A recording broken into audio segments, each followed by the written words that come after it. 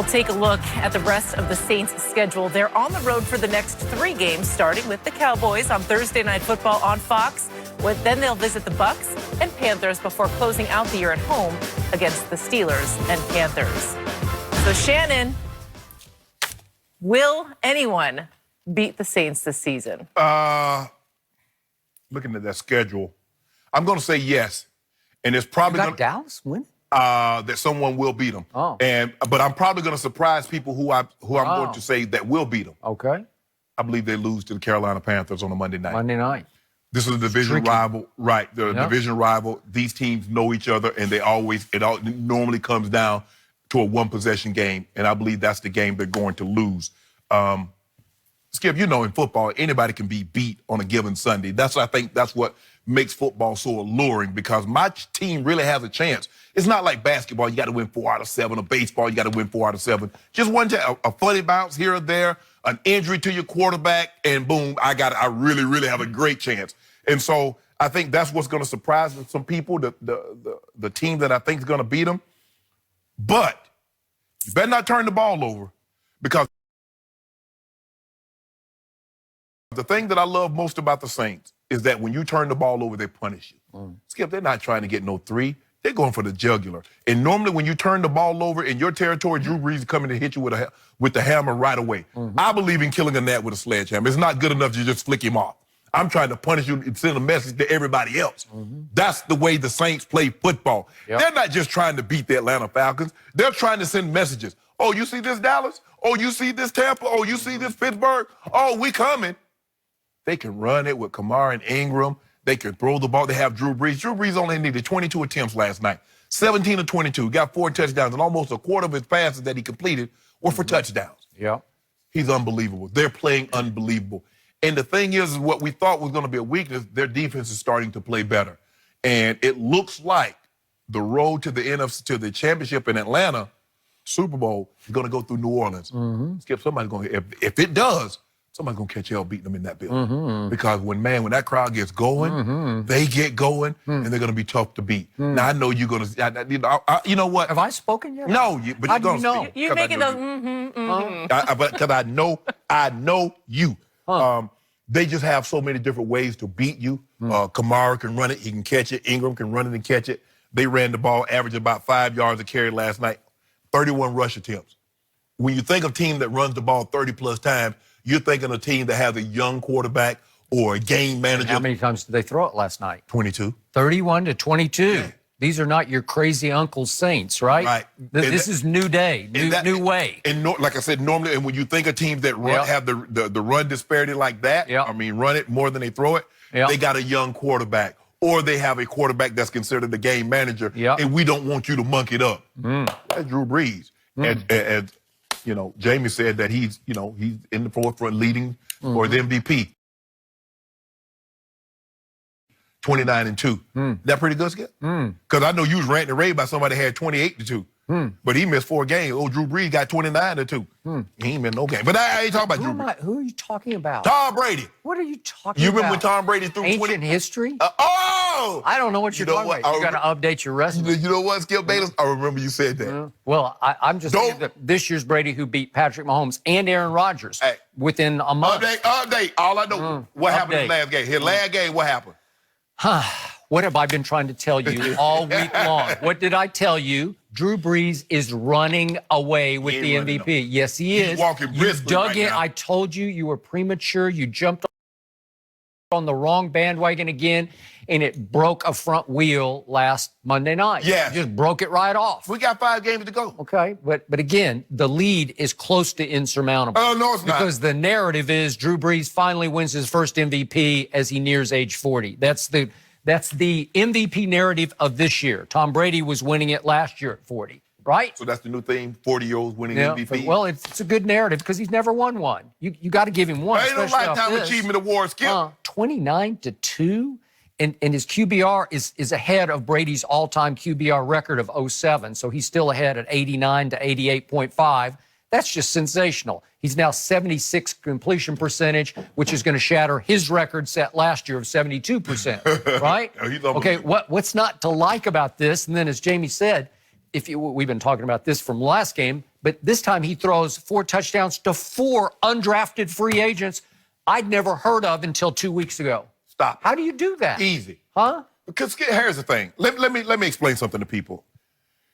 It's more amazing when a guy's an undrafted free agent makes an NFL team because teams don't have money tied up in him. Skip one bad practice and you're up out of there. Okay. So for you to make the team and to be able to play in this league, Adam Thielen is an undrafted free agent. Rod Smith, who's the all-time leader in Broncos in catches, yards, and touchdowns. Wes Welker. Let me introduce you to the guy. Johnny Randall was an undrafted free agent. Okay. Could he play? Well, I mean, Tom Brady was a 6th-round draft pick. Okay, I got it. So that's what's amazing, Skip, when these guys don't have money first, second round, because sometimes we get caught up, well, he's a first-round draft pick.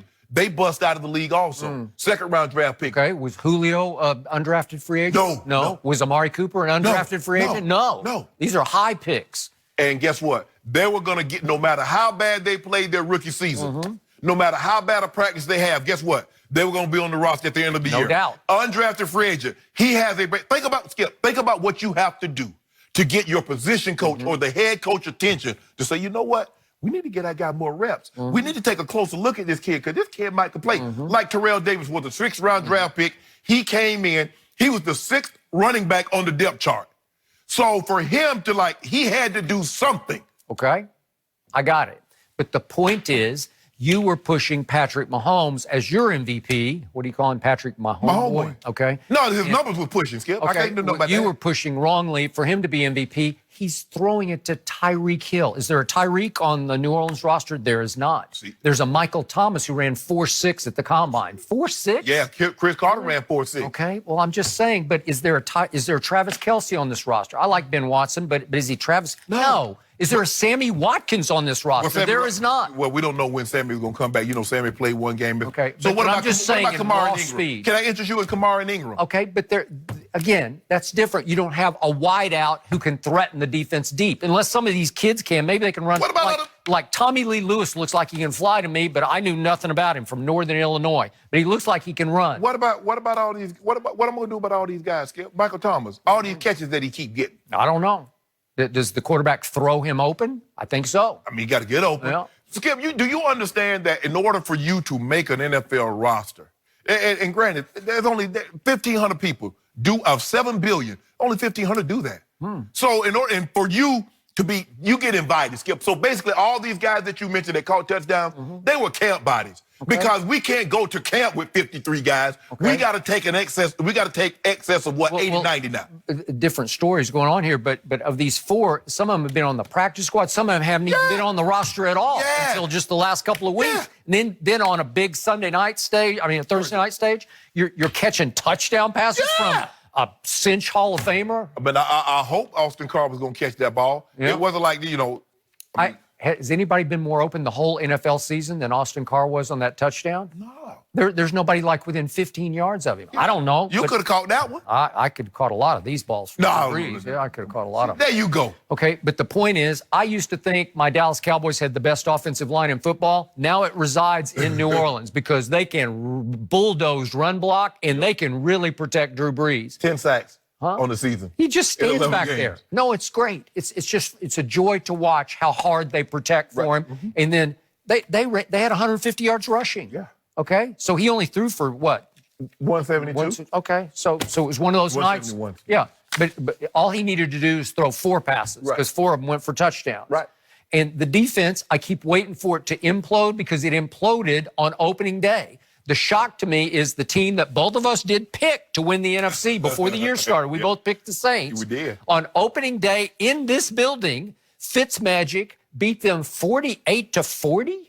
He put up 48 on this defense. Ryan Fitzpatrick did that to them. So since then, they've slowly climbed up. They're now 13th in points allowed. So they're a little above average. Are they dominating? Are they as good as the Dallas defense? No, I don't think so. But they got 80 last night because the Falcons were moving the ball, Skip.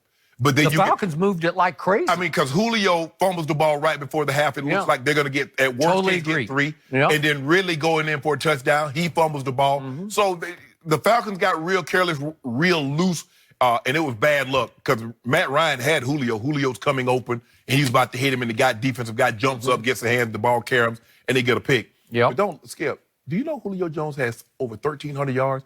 Duke has an outside chance of getting 2,000, which is unheard of. So you're not going to the playoffs, Falcons. I suggest Matt Ryan, you just throw the ball to Julio. Let's see if he can get 2,000. But you know what? Does Julio have impact the way that guy should have impact on the game? Because he doesn't to me. You know, the thing is, what I'm surprised is that he doesn't have more of an impact in the red zone. But what teams are doing says, look, you can throw it to anybody else. 11's not going to beat us. That's why Calvin really has 8, 9 touchdowns. That's why other guys, the tight end Hooper, and you see the running back come out of the backfield on an angle, catch a touchdown. Teams are just, and I don't understand why more teams don't do this, Skip. Your best player is not going to beat me in the red zone. He's not going to beat me. I'm not going to let it happen. Okay. I refuse to. So I looked down the schedule that we showed the next 3 games at Dallas, at Tampa, at Carolina on Monday night. Then Pittsburgh does go there, but they have to go there to that building. I don't love their chance. It'll be a shootout. Yes. It'll be high scoring like the Rams game was, but I'm going to favor the home team in that one. And then Carolina has to go there to end it. So they got Carolina twice in the last 3 games. But I didn't say the first game, which is next Thursday night at Dallas. And, you know, I'll just say this about my Cowboys. You going to put some dew on it? No, not yet. I got to see who's hurt and who's not hurt. Ain't nobody hurt. Can Tyron Smith play? I need to know if Tyron Smith's going to go or not. We had 2 weeks off. Okay, we'll see. We'll see. But my team has the nuclear capability to rise up and do this because I thought there was no way at Philly, no way at Atlanta. And you saw what happened. And if this team does hit on all cylinders, it has the proper ingredients to beat Drew Brees because it can drive the football. Long drives, third down conversions, Zeke running for 150, control the clock, keep the ball away from Drew Brees. And my defense, weirdly, will rise up and make plays at weird times. It'll give up chunks, and then it'll make a play on third down where you say, where did that come from? You better put tons of pressure on Drew Brees and hope they turn the ball over.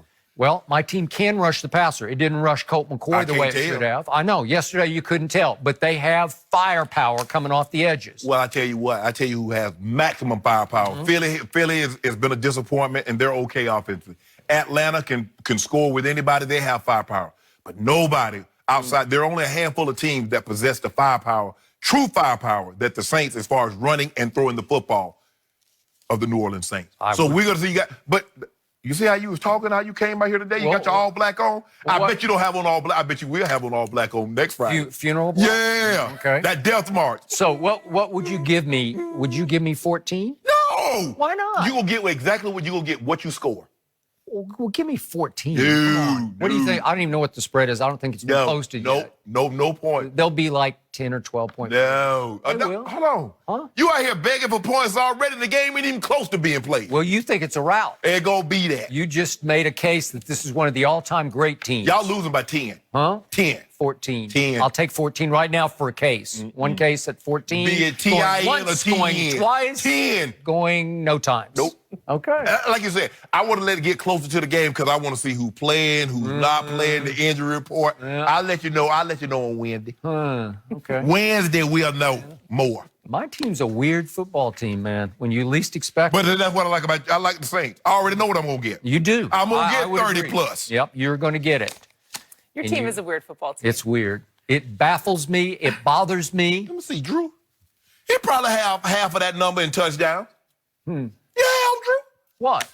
Drew will have half of that number in touchdowns. 9? He'll have half of that. Oh, so he's going to throw 4.5 touchdowns? How do you throw a half touchdown? He's going to throw for 4 and going to run for another. So I don't really count that one. Okay, your team is weird because of some of the celebrations we saw yesterday. Very weird. Yes. Next up, the Cowboys let loose. They had a lot of fun in their big win against the Redskins.